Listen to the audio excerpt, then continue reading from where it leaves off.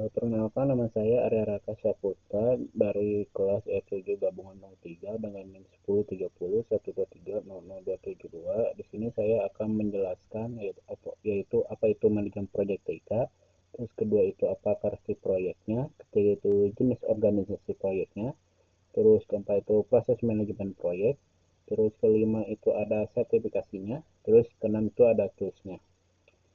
Yang pertama itu apa sih manajemen proyek TIK? Pemilihan proyek TIK itu yaitu penerapan prinsip, metode, keterampilan, dan alat manajemen proyek untuk merencanakan, melaksanakan, mengendalikan, dan menyelesaikan proyek berhubungan dengan sistem informasi, perangkat lunak, infrastruktur jaringan, atau transformasi digital.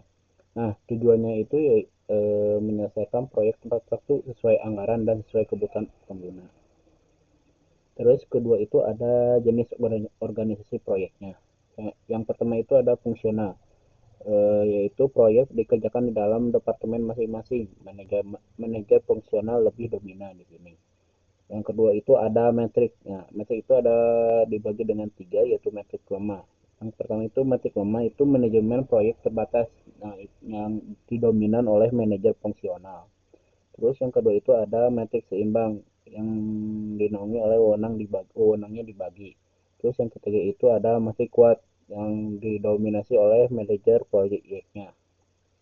Terus ada yang ketiga itu ada proyek atau project type, yaitu semua staf hanya bekerja untuk proyek, manajer proyek berkuasa penuh. Terus yang keempat itu ada proses manajemen proyek.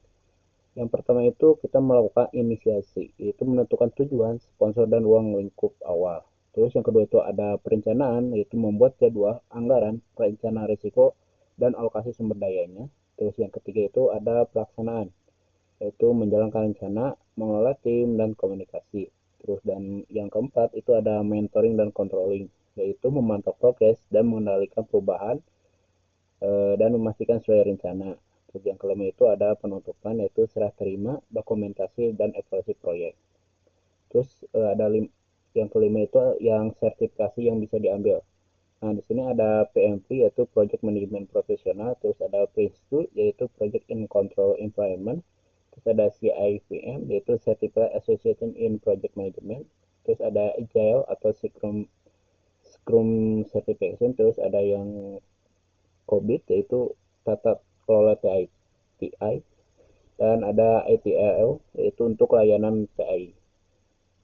Terus yang keenam itu ada tools yang bisa digunakan dalam manajemen proyek. Yang pertama itu ada yang di software populer, yang di softwarenya, yaitu yang populernya itu ada Microsoft Project, yaitu perencanaan dan Gantt chartnya. Terus yang kedua itu ada Trello, Kanban board mudah dipakai tim kecil, yaitu ada yang ketiga itu ada Asana, yaitu task dan project tracking. Terus dan keempat itu ada khusus Agile and Software Development. Terus yang kelima itu ada ClickUp dan monday.com, yaitu buat kolaborasi dan proyek modern. Yang keenam itu ada Smart Sheet, yaitu berbasis spreadsheet untuk tracking. Terus di sini ada alat pendukungnya yaitu Gantt chart itu untuk visualisasi jadwal. Terus ada yang kedua itu ada PERT atau CPM, yaitu analisis jalur kritis proyek. Terus yang ketiga itu ada RICE matrix, yaitu pembagian tanggung jawab. Terus yang keempat itu ada dashboard KPI, yaitu mentoring kinerja. Di sini ada 6 tahap yang bisa saya jelaskan. Sekian dari saya. Terima kasih.